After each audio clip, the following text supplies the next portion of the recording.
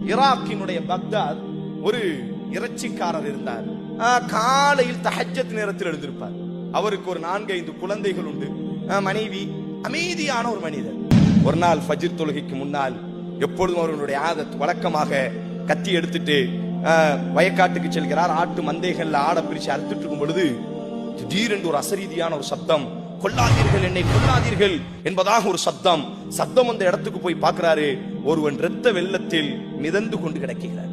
அவன் வயிற்றுல குத்தப்பட்டு ரத்தங்கள் வெளியேற்றப்பட்டு மரணித்து செத்து கிடக்கிறான்.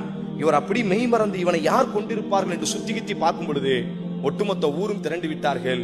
இவரினுடைய கையில கத்தி இருக்கு, ஆடறுத்த கத்தி. இவர் மேல் ஃபுல்லா ரத்தம்.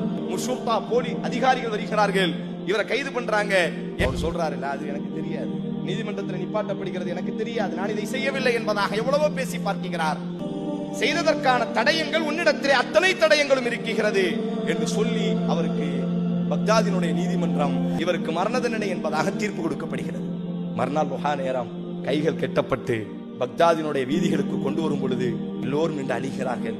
குறிப்பாக அவனுடைய பச்சிலம் குழந்தை. எல்லாரும் அழுகுறத பார்த்த உடனே, அவன் குழந்தை அழுகுறத பார்த்த உடனே அந்த இறைச்சி வியாபாரி ஒரு வார்த்தை சொன்னான், எனக்காக அழாதீர்கள், உண்மையில் நான் இந்த தவறை செய்யவில்லை, நான் எவனையும் கொலை செய்யவில்லை, ஆனால் சாகுவதற்கு தகுதியானவன் தான் இன்றைய தினம் சாக போகிறான். 20 வருடத்திற்கு முன்னால் நான் யூப்ரட்டிஸ் நதிக்கரையிலே இக்கரையில் மக்களை ஏற்றி கொண்டு அக்கறையிலே நான் மக்களை இறக்கி விடுவேன்.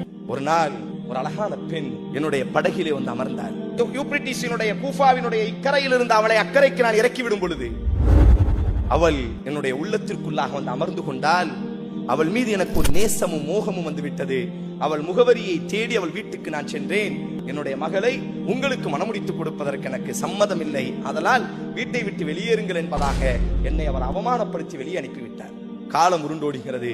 இது போன்ற ஒரு மகிழ்வினுடைய நேரம், சூரியன் மறையக்கூடிய அந்த நேரத்தில் ஒரு பெண் கையில குழந்தையோடி அந்த படகுல வந்து அமருகிறார். தூரத்துல வரும் பொழுதே பார்க்கிறார். படகுல வந்து அமரும் பொழுது அவர் கண்டு கொண்டார் தன்னுடைய பழைய நேசத்திற்குரியவர் என்பதாக. கேட்கிறார், என்னை தெரியுதா உங்களுக்கு, நான் யாருன்னு உங்களுக்கு தெரியுதா? அவ சொன்னால், ஆரிஃப் எனக்கு தெரியுது, நீங்க யாருன்னு எனக்கு தெரியுது. ஒரு நாள் என்னை நீங்கள் வீட்டில் வந்து மனம் முடிப்பதற்காக பெண் கேட்டீர்கள் அல்லவா? ஆம், நான் தான். இப்பொழுது அந்த சூரியன் மறைகிறது, இருள் கவ்வ ஆரம்பிக்கிறது. அந்த குழந்தை அந்த நபர் என்ன செய்யறான், படகோட்டி பிடுங்கி அந்த புள்ளை என்ன செய்யறார் அப்படின்னு சொன்னா அந்த தண்ணியில முக்கிறாரு, தலை கழுத்து வர. அவர் சொல்கிறார், இன்றைய இரவு நீ என்னோடி சயனிக்க வேண்டும், என்னோடி நீ தவறு செய்ய வேண்டும், அப்படி இல்லாவிட்டால் இந்த குழந்தையை நான் கொலை செய்து விடுவேன், முக்கி சாகடித்து விடுவேன். தாய் பதற்றத்தில் குழந்தையை பாதுகாப்பதற்காக மேலே பாய்கிறார். அவனை அடிப்பதற்காக, சண்டையிடுவதற்காக